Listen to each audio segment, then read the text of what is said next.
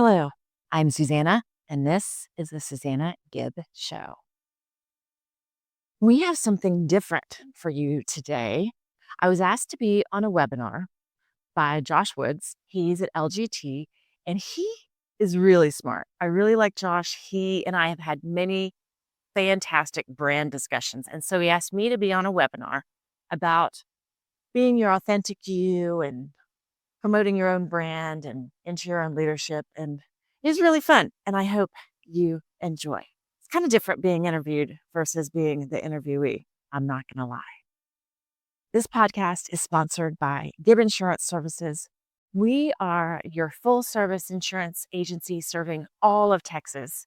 And I thought today I was going to talk about cyber because there was a huge cyber break. This insurance company, I should say, had a massive breach. And I had this dream where some cyber person stole my phone and was stealing all of my data, and it was terrible. However, then I saw that Venus Williams won the DC Open this weekend. And you know why she came back? She needed health insurance, just like everybody else. And we actually do health insurance. We can do individuals, we can do two-man groups, so you can get access to a PPO. We do a lot of those. And we also have Medicare. We can do the exchange.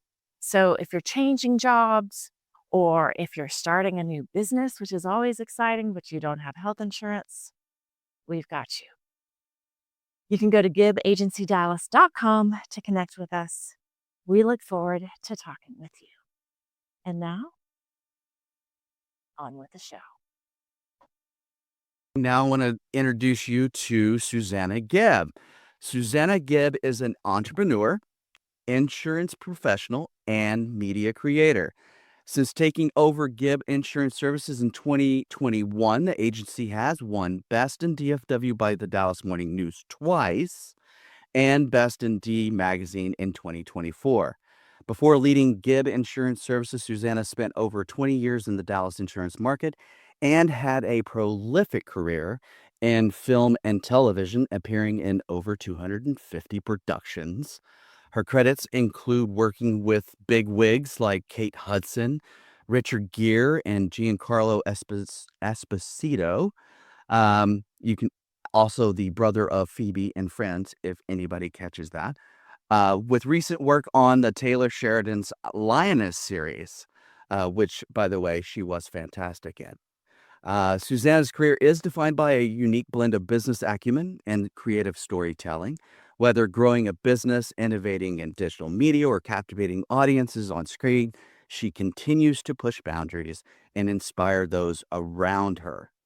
Thanks so much, Susana, for joining us for today's webinar. That was so nice. Thank you. That was really fun. I'm excited to be here. The great thing about that is that my, event coordinator wrote all of that. That's not all me, so that is all on her. So I'm going to give her some kudos right now. I'm really excited about this webinar, especially. I know you and I go a little bit back. We've been on some, podcasts together, but I'm really excited about this one because it's a passion of mine around surrounding brand and what a brand is for a business. A lot of people will look at a brand and say, okay, well, that's, it's on the side of my building. I was like, no. That's your logo, that's your mark. But it's, brand encompasses so many different areas, including, yes, your logo, including, yes, your, your brand voice and how that sounds coming out of, your content and things like that. But today, part of the leadership series, I wanted to talk about, the brand of you as a leader and how you bring that into play as you, are out and talking with stakeholders, talking to the audience, or whoever you're talking to, how that encompasses you as the brand of your company. There was a quote that I found that was really fascinating. I wanted to just kind of throw it out there. It says, your job as a leader is to be a chief storyteller. You have to tell the story of the company's mission, the story of the company's future, and the story of the people who make the company what it is. If you aren't telling your story, someone else is. And that is so powerful right there. You know, that's the whole thing. If you're not out there and you're not branding yourself in the right way, I think it's going to eventually somebody else is going to tell the story for you. And I think that's super helpful. Which, by the way, is why I brought Susanna, because she has such a great background. Coming from, the Hollywood, doing all those actress type things, all the way to start, taking over Gibb Insurance Agency as the CEO and seeing how that kind of goes. So it's all your background is so unique, Susanna. And I just want to kind of talk a little bit about that and have you talk a little bit about that, how those different experiences have shaped the way maybe you lead today when it comes to being the power of you. It's definitely been interesting having one foot in the creative world and the other foot in the business world because Mhm. they didn't always seem to match. And I kept both worlds separate for a long time. I didn't want to tell my insurance clients that I was acting. I would be on a conference that day that I had something on set because one of them said, "Well, you're going to get famous and move away." And I said, "Oh, well, if that's what you think, then I'm not going to tell people that I'm acting." And then there was this one year when I did a TXU commercial and it was a rattlesnake roundup. There's like a pen behind me with about 20 different rattlesnakes and they're all going, and it was for TXU. It was for the NBA finals. And it was when the finals were here in Dallas. And so Yeah. everybody saw it. And so the gig was up and my clients were like, "We saw you." But the flip by then, they were like, "That's so cool. We think that's so interesting." And it just became, I think, me being more comfortable with saying, "Well, this is who I am. I'm not just your insurance agent. I have this other life too." And they blend together. So, and it, Well, I remember talking to you the first time we met, and I felt like at that very point in time, you might have been a little bit reluctant to say, "Hey, yeah, I did a little bit of acting," but I think it's such a great conversation starter as well. You know, it's a good common ground. People love to talk about movies, right? And one of my mentors told me once, he was like, "All right, why do I buy insurance from you?" And I was like, "Man, I don't know. I just sell insurance. It's not hard. I work hard for my clients." And he said, "Well, if you can't tell me why I should buy from you, then why? Why should I?" And eventually, we came and I talked and what do I do and what makes me special and who am I, right? But he said, if you can link acting and insurance, I don't know of any other insurance person who has that. And that has been really the goal since then is how do I bring this creative energy into what I do in a daily basis? And we talk a lot about what our clients' experience is going to be like, which is not crazy unique, but it means a very different thing. And we use phrases like who's know your audience and I don't know. I use a lot of acting techniques in my sales techniques because I use those all the time to get in the door of places, right? So, um, and I also want my people to have a good experience too. I want my people to be happy to come to work. And if they're not happy here, let's find somebody a place where maybe they are going to be happy because life is too short to work somewhere you hate. Let's not do that. so I know when we had talked before about this webinar and coming in, you had talked to me about how actors are trained in charisma, right? Hmm. And how to walk into a room and own it, even if they don't feel like they're totally confident. And I think that relates with some leaders. Some leaders are very good at this. That's the extrovert people. They will hit the room. They don't care who you are. Honestly, that's my 10-year-old son. My 10-year-old son is the extrovert. He doesn't care who you are. He's going to come talk to you. And I think you've got those people, but then you've got people who might be a little bit more introverted, who would rather stay behind the scenes, or behind the camera, and then, instead of being in front of it. How do you think someone can build that kind of same presence in business or leadership roles that you have kind of gained from, you know, those type of trainings you've had, when it comes. So I had this job once and it was for Chuck Norris's son. And I was playing the bad guy's girlfriend because, bad guys don't commit, right?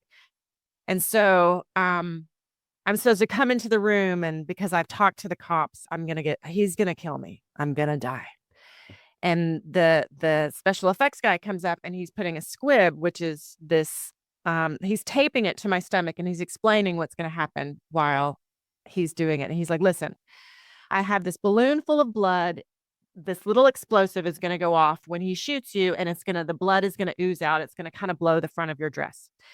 It shouldn't hurt. But if it does, let me know. It's fine. And I was like, uh-huh. Okay. That's what everybody wants to hear. Okay. Yeah. Right. So I go out and I'm literally coming into the room, right? I come into the room, he shoots me and I flinch. And the director comes over and he's like, you can't flinch. It's going to break the shot. And I'm like, okay. Don't flinch, don't flinch, don't flinch, don't flinch.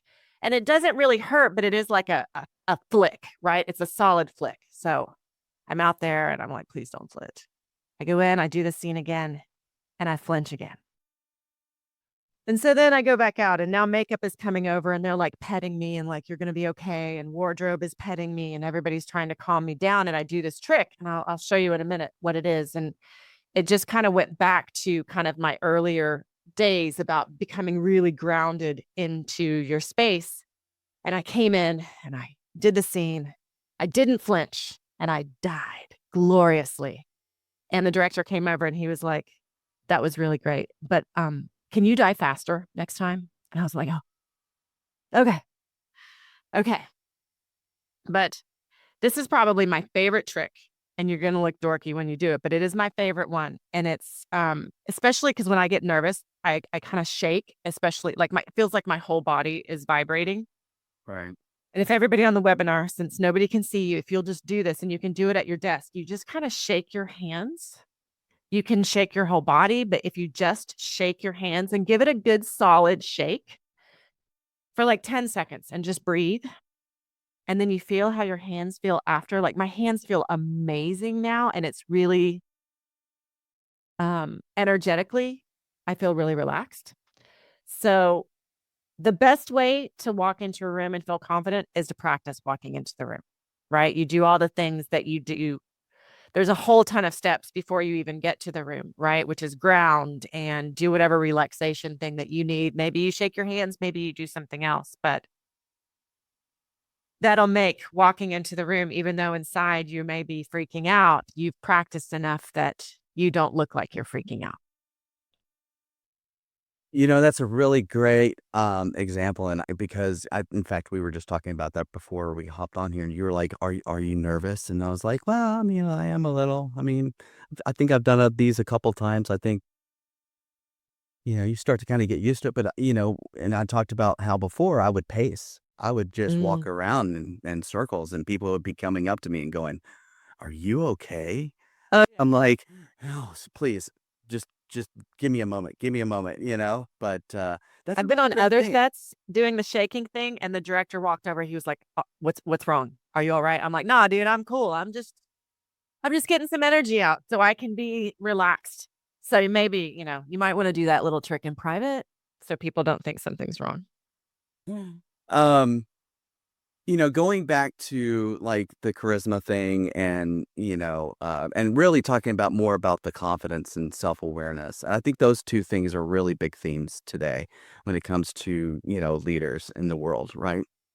Um, how talk a little bit about how maybe these have played a role in your own journey, especially when you've had to step into like some unfamiliar and intimidating spaces. I'm sure that that's probably happened in some auditions you've had before, where you've had to step into an audition that you weren't prepared for, or you know, made you feel uncomfortable. I tried to count all the auditions that I've done. I know it's thousands. Wow. I think a low amount would be about 3,000, mid is 4, and a high would be 5,000 over the course of my career. Man, there have been some I've just bombed, honestly, but I always liked auditioning. I always thought it was a great opportunity because that's the only way you're going to get a job is if you go into the audition. I liked getting in front of people. I liked talking to people. Um, when you would go into Now everything's taped, but it used to be you would go into an audition and it would either be the casting director and the camera person. And then if you got the call back, you'd walk in and there'd be 20 people all looking at you, trying to figure out if you were going to solve their problem.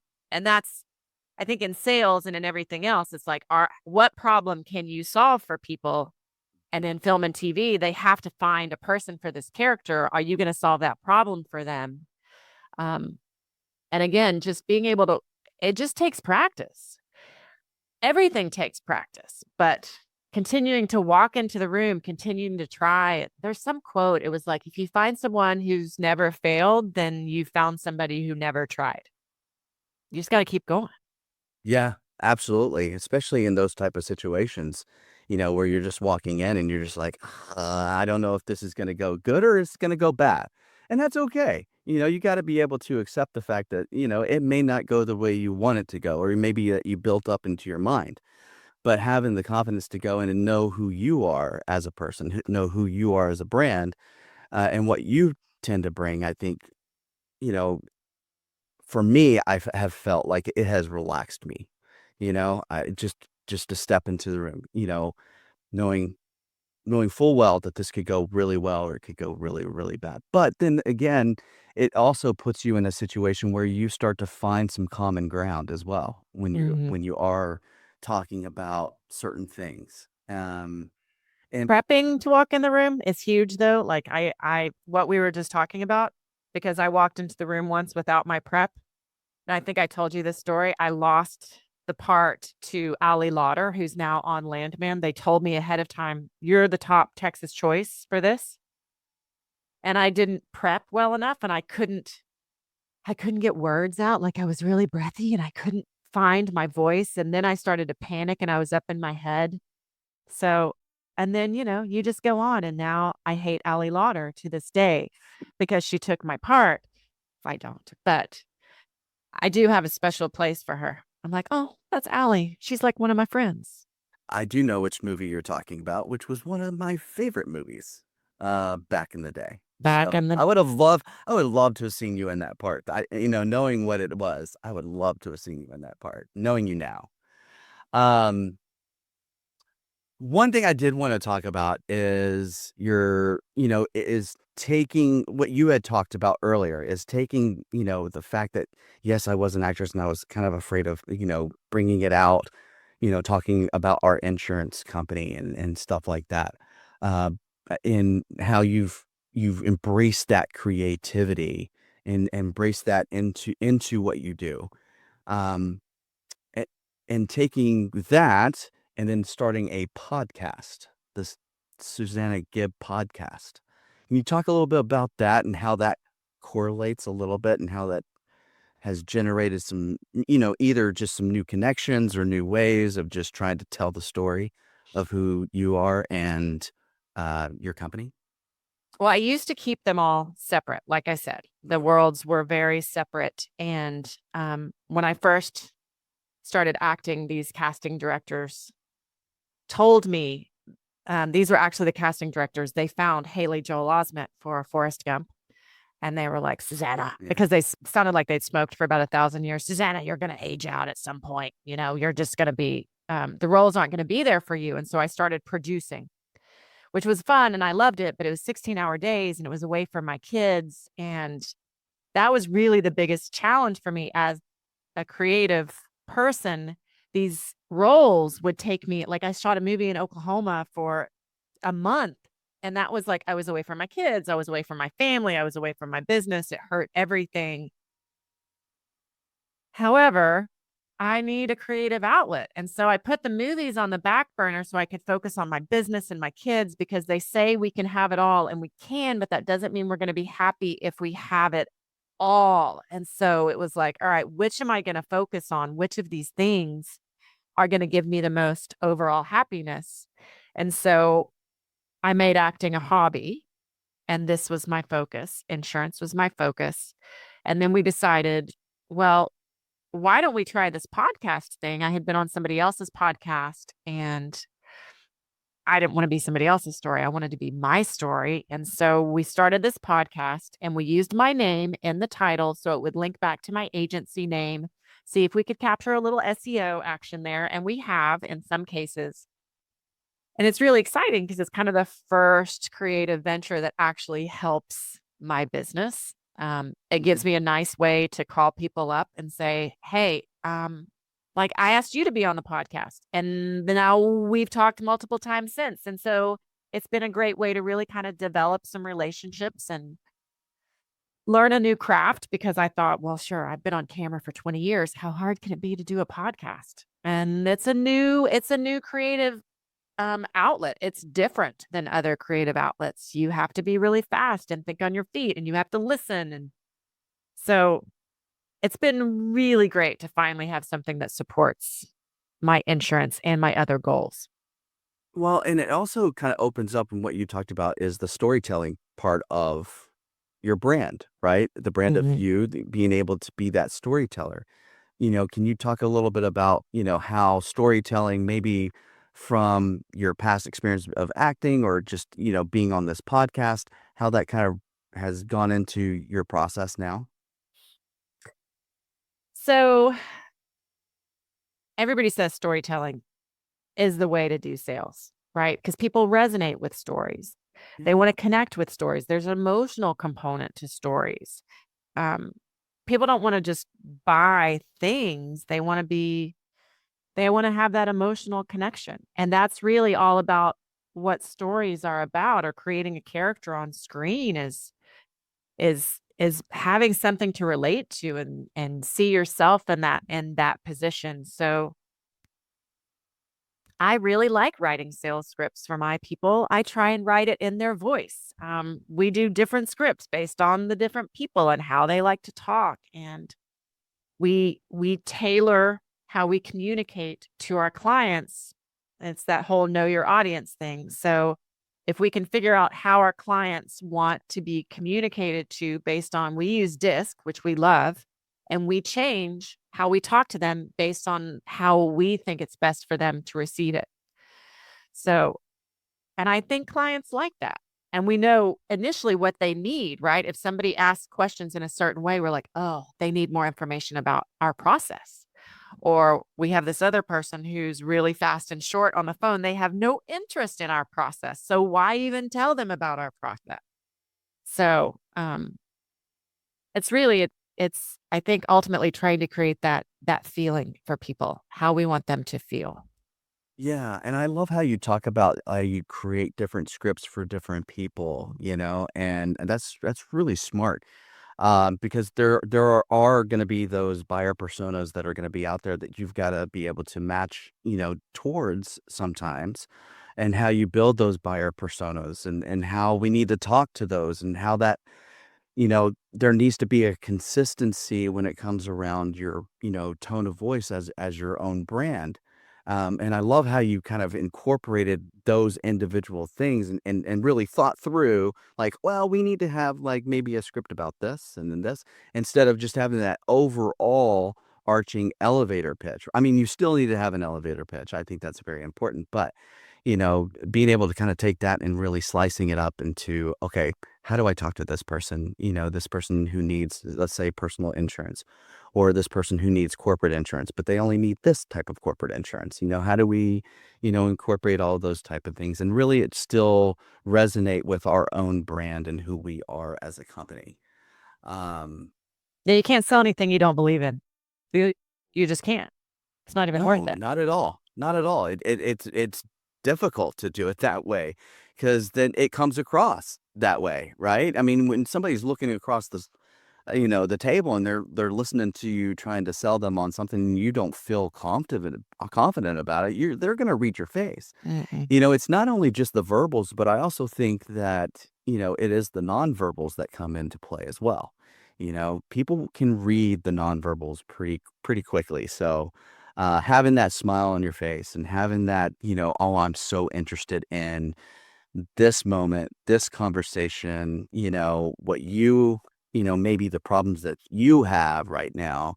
And let's talk about that and have more of a personal connection that way. I actually didn't think when I first started, I was like, I don't know how to be a salesperson. So I literally had a moment when I said, okay, I'm going to pretend that I'm playing the role of salesperson, so I could figure it out. Initially, I smiled a lot in my sales presentations, and then I realized that people don't like that. On commercials, that's fine, but in real life, people think that's weird, and so I pulled back, and over the years, it was like, "Oh, sales is nothing but talking to people and listening to people. That's all it is. I've been a salesperson this whole time. I just didn't realize it. I'm not the slick I can't sell you crap that you don't need. I just never have. I personally would love to see the line item on a spreadsheet of people I've talked out of dental insurance. I think I probably would have made so much money, but I was like, "Man, don't buy that. You don't need that. It's fine." So, But it's understanding them. It's understanding by that, what you were just talking about, having that conversation with them. having a If connection. Yeah, Yeah, having a connection with them having a connection. is how that, you know but I think it really shows that, and you talked about it, you're like, "Oh, coming in at a CEO level, I didn't know I was gonna be a salesperson, right? And selling all these things." And, I think it's important as a leader, you are the brand of your company, or I guess really the face sometimes Mhm. of that company. It's really important to be able to go out and tell your own story, tell the story of your company, but also tell the story about who you are and how you got there and how you have embraced this company, or the journey that, the company has brought, you know, uh, you to this place, right? I think those type of stories really resonate a lot with people. At least it does for me, I would say. I love just hearing somebody's backstory, right? Give me a Yeah, you are so much tell about me brand. tell You're me so something good with doing, brand, you know? but I think it's important, as a leader and you're going out and maybe networking, at networking, opportunities that to be able to kind of talk about who you are, personally, but I also think, as your own company as well. So that's where the connections are. Um, I know you mentioned about, knowing your own value and how that has kind of like helps others grow. What does that look like in real life for you from, when you're talking about like mentoring or empowering or just leading your own team internally as well as a leader? It's interesting that you asked me this. I was talking to this young woman today at my networking meeting, and she was so cool. She was so smart. And I talked to her for 10 minutes. And I was thinking in my head, I was like, "Oh, I'd really love to mentor this girl. I think it would be so fun to talk with her and see where she's gonna go." And I swear, like 3 seconds later, she was like, "Do you know how I could find mentors?" And I was like, "I just had that thought. I'd love to mentor you." There's something really satisfying about giving back, and there's studies that say when we give our time, like there is a dopamine hit in our brain for doing those things and giving back to somebody else, teaching your team. Like we do dorky things in our office. Like we've done voice exercises where everybody has to lay on the floor and we work on diaphragmatic breathing. And we've done grounding techniques where everybody's like, "All right, you're a tree, you've got roots. Let's just, feel the wind coming through." And so people can feel comfortable getting up in front of people. And I love being able to teach those things. I think those are so fun. So fun to be able to share them and have somebody go, "I really liked that. That was helpful." Yeah. Even though it makes you feel kind of embarrassed maybe, being a tree trying to wave your hands in the air. I mean, I'd be like one of those ones where it's like, I don't know if I wanna be, like, waving my hands, but, it's when you go through that, when you actually start doing it and you're like, "Oh my gosh, I'm really enjoying this. This is actually helpful." Yeah, we're like, "All right, Uh, everybody face away from each other so you don't have to look at each other being dorky." And, but yes, there's you gotta be a child about some things. Even yeah. though we're vintage, apparently, where you still have to retain that childlike curiosity about the world and what you're gonna do Um, oh shoot, I was going with something with that one, but, with the trees and the yeah, I was actually trying to think of the trees Grounding and and where trees did and where did that come from? No, but I would say like, um, I'm assuming now that as the CEO and you're probably out meeting some new people and things like that. How do you approach maybe, from your leadership standpoint, like how do you approach those type of new meetings that you have? You know, is there something that you bring to the table? Is it something that you start the conversation with? How does that kind of go about? One of the best books that I ever read was How to Win Friends and Influence People, and that was a big change for me as far as when I met people, because I always used to worry about what am I gonna say? I love being early to the party and watching people come in because it's less pressure for me. Uh, but now that I don't worry so much about what I'm gonna say anymore, because I know that if I ask them good questions, that's even more important, because people would rather talk about themselves than listen to me. Yeah, yeah, yeah, on and on and on. Yeah. And so what I found is if I am super interested and tied in and doing active listening, which is another acting thing, when you're really like, you're focused on that other person and what they're saying, I make it all about them as long as they want. And 9 times out of 10, at some point, I see them have a reaction where they're happy and suddenly they want to know about me. And it's not, I don't have to force it. There's always that one person who never turns it around, and that's fine. Those I'm probably not going to have a great connection with, but the ones that there's a difference when they turn it around. And I'm like, wow, they are really into this conversation now. And they want to hear my story of where I've been and my challenges and where I want to go. And I love that. What is it? The Ford model, which also really helps me, or form, which is, you talk about your friends, your occupation, your recreation, and then your motivation and dreams. And so that was a big guiding thing for me when I'm learning to talk to people. I was like, okay, how do you know so and so? And it just gives a model for having a conversation, uh, and took a lot of the pressure off, because I was like, oh, I don't know what to say. And you don't have to say anything. Hmm. Um, you know, Now that you've been in this leadership role for a while, I'm assuming you probably had to reach out and have some type of support to help you through it all, right? Is there one in particular thing that you can think of, like you were just like, "Oh my gosh, I need this kind of support to help me," and how to, transition from being an actor and being a CEO now of a company? Mm. Um, I got a lot of help from business coaches because they work with a lot of other business people. And I think continuing to be curious and asking questions of other people who are in those roles, how did you get there? What do you love about your job? Yeah, I ask people questions Yeah. all the time, because I've been doing this for 27 years, but I've had my agency now for 5, and I still feel like a baby.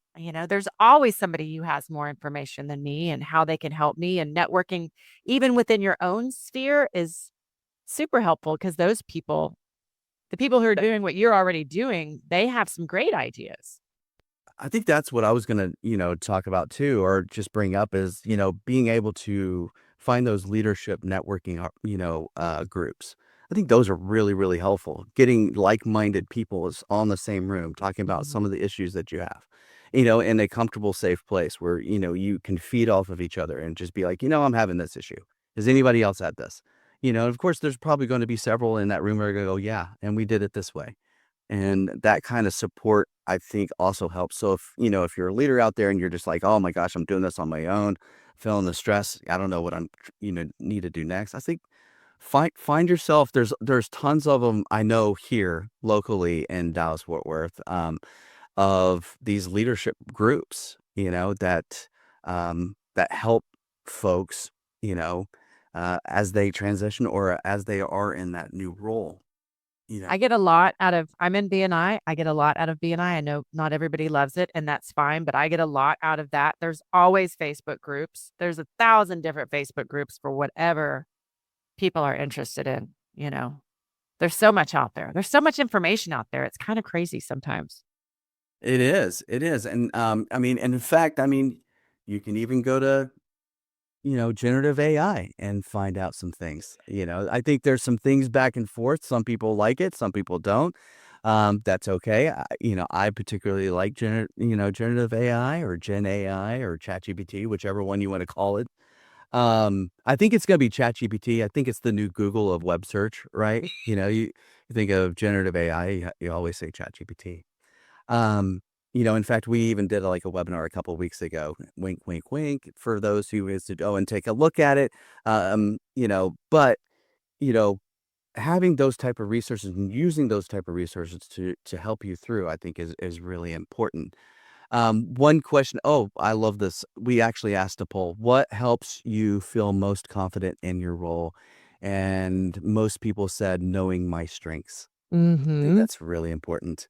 I think second up is being prepared and practiced. I think we talked about that. We fed on that. I think coming in and being prepared is really important. I know I found myself in several different situations where I came in blind. I was not prepared coming in, and it truly showed. It Mhm. truly showed. People were like, "Yeah, I'm not interested in hearing what you're saying." I mean, Yeah. it happens all the time. I mean, you ask my wife, she probably would say the same thing, but that's okay. Um, you know, I know we've talked a little bit about your podcasting and things like that. How do you think you decide which, when you're at a leadership role, what risks are worth, taking, when you're talking about like maybe there's a different line of business that, you guys need to kind of get into, or, you know, um, maybe there's something that we want to try and be creative about, with our own brand, when you're having those kind of risk, reward type, conversations or just those decisions, you know, what do you do? How do you decide those things? So we're always aware of, I think the phrase is beware of the shiny, right? So the shinies are the things that take you away from your goals. So if you have your goals clearly in front of you, and you're like, okay, does this help my long-term goal? Does this hurt my long-term goal? Is one. Um, because the shiny sometimes it's real pretty and you're like, oh, that's going to be so great. I want to bring it in. But if it doesn't support the long-term goal, it's got to go. Um, the other thing for at least the podcast, it was like, okay, what's it going to cost us? All right, it's $20 for the subscription. There's a little bit of time involved. Is this going to hurt us? No. The worst thing that can happen is it's bad and nobody listens to it. So that's not anything bad. What do we gain from it? What could we possibly gain? Do we have the time to do it? That's our big thing is do we have the time to experiment with it? Um, and so I think the big thing is how much does it cost? How much time is it going to take? And does it support our long term goal? And so the Yeah. podcast was like, well, yeah, why not try it? Why not give it a try? That's great that you talked about that, as far as the time. I know we've looked into doing podcasting. We still aren't completely out of maybe one day doing it. I think we've found that webinars and things like that have helped us, but you're absolutely right. You've got to look at what's the cost benefit of it. What's the how much time is going to be taken up? Whose time is it going to take up? How much time as a leader is it going to take up for me? Or do I need to hire somebody outside to kind of come in and take over for those type of things? And the podcast was huge this past year. I don't even know that I told you this, honestly, but It was I because think, I was on there. well, no, it's just timing wise. I think we at the end of the year, everybody says when you start a podcast, it's going to be hard. If you start anything, people say it's going to be hard, but they don't tell you why. Really. If you start a business, they say, oh, it's going to be hard. And you go, okay, well, people are doing it. I can do this. Right. And they say, when you start a podcast, it's going to be hard.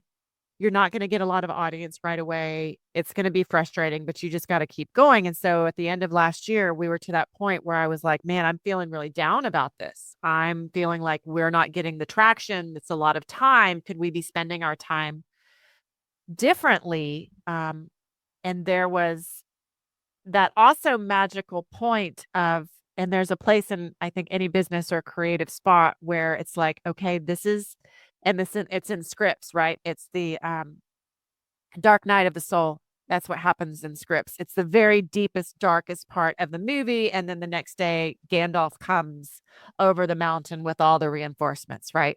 So it was kind of our dark night of the soul with the podcast. Are we going to keep going? And Shelby, who works with me, was like, I don't think you can quit at this point. I think this is that moment where you get a little bit of grit and you push through. And so we sat down and we said, okay, how can we make this more relevant to our audience? How can we bring more value to our audience and make it something like here that are we bringing value to the people? Are we talking about what they are going to get out of it? And so this past year, we changed our whole trajectory and said, okay, we're going to talk about mindset.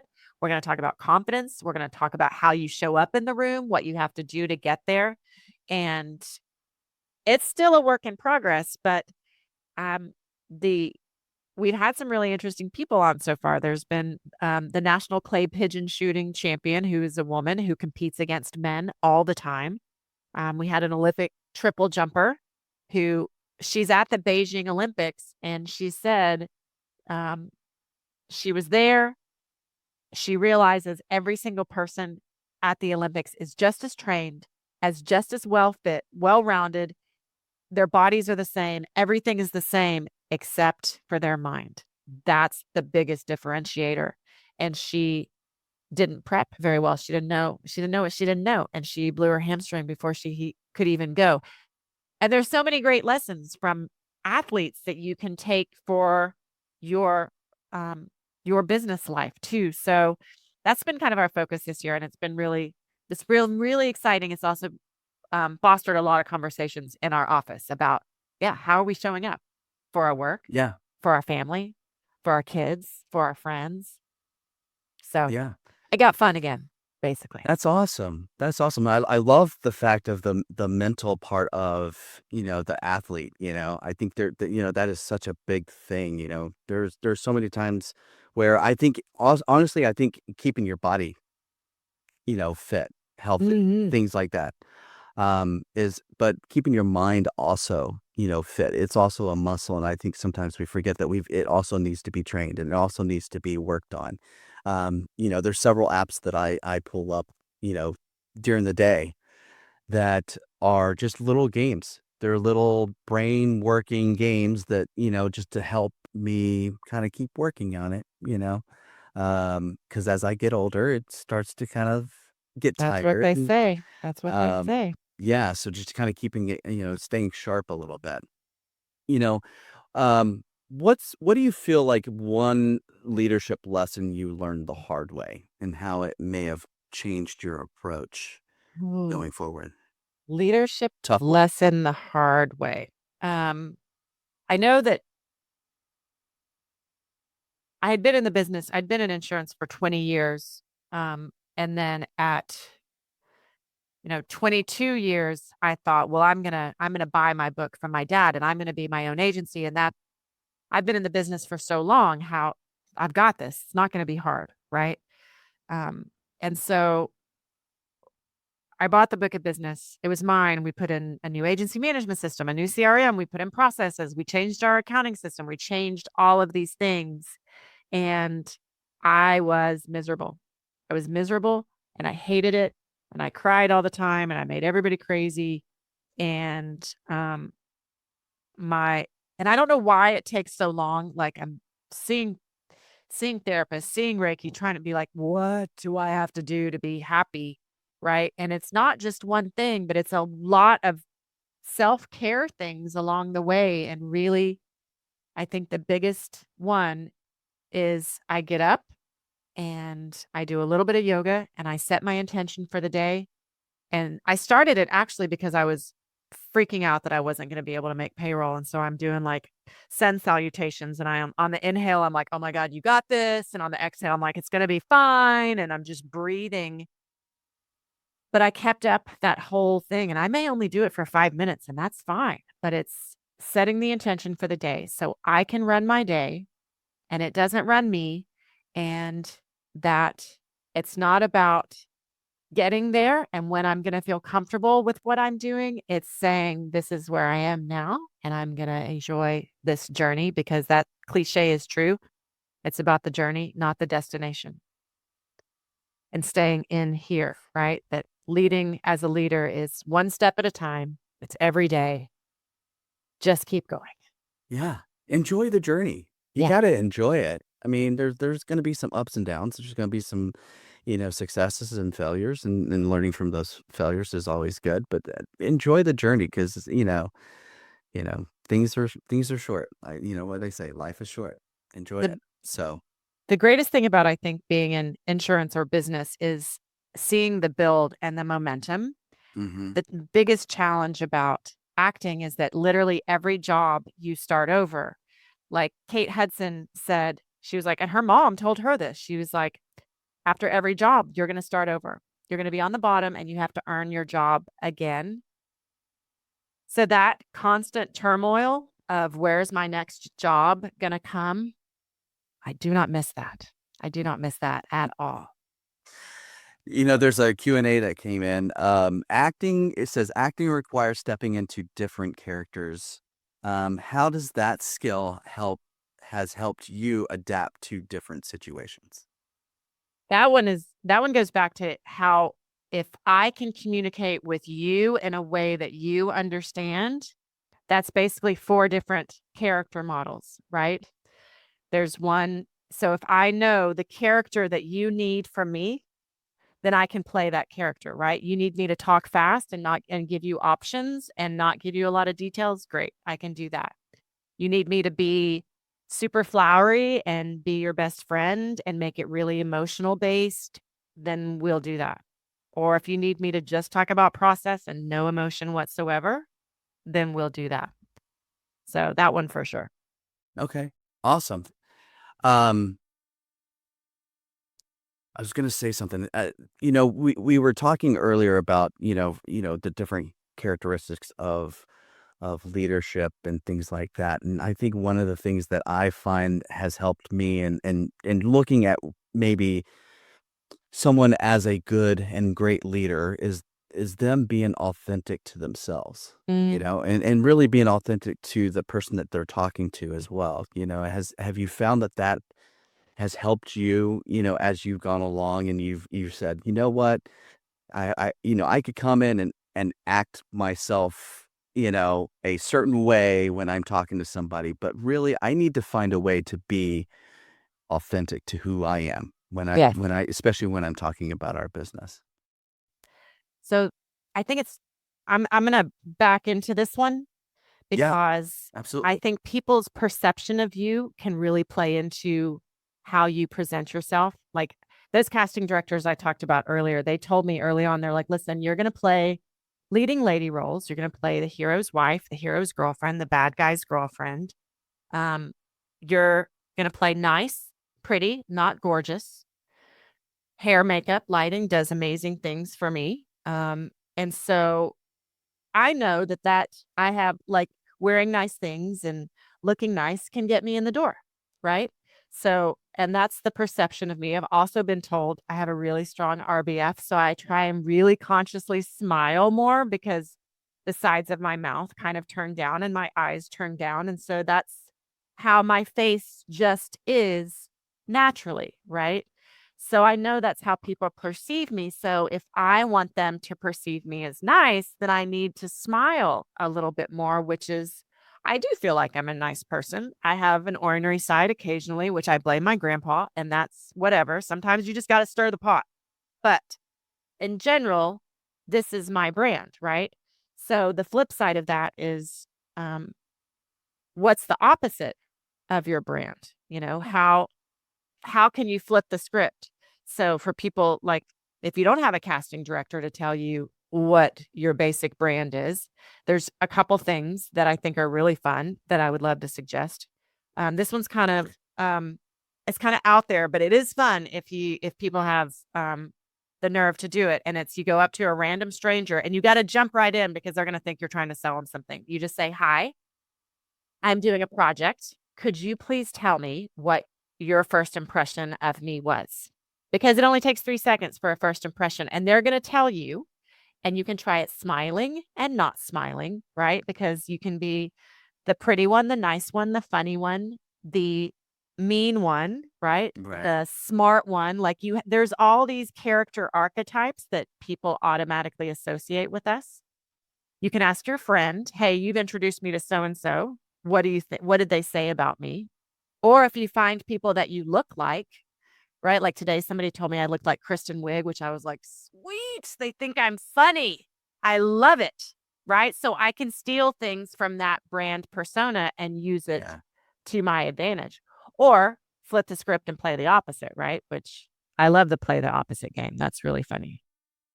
I love how you talk about first impressions too. I think that's so important. You know, especially, in business, I try to explain this to my kids all the time, and I try to explain it to my 23. He, of course, he is 23 years old, and he's still trying to find himself. But I think it's really important. First impressions are really important when you're talking to somebody and you're going up and trying to meet somebody for the first time. They're gonna, you know, we're all human. I think we all judge, certain in a certain way.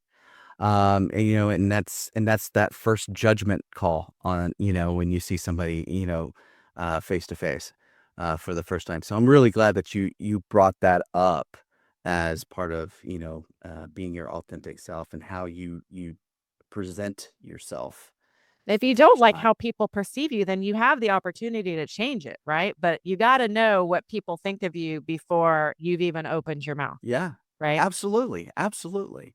Or if that's just not, that's just the way they're gonna perceive you, then, maybe sometimes it's just okay to walk away. Yeah. I mean, so, um I do. My uncle told me he sold paint back in the day. Back in the day when they had 3 martini lunches, and he always said, "You people can buy something from anybody. They can buy you have the same thing that everybody else has. They're buying it from you. They want it from you." right, absolutely. Um, I know we're running up on time here. I wanted to ask you one more question here, and, as a way to help our audience and things like that. What do you feel like is one tool or resource? Maybe it's a book, maybe it's a podcast, maybe it's a technique that you've, established over the years that, you feel has really changed the way that you have, led, um, or lead and, your company and who you are. So changing the way that I've led.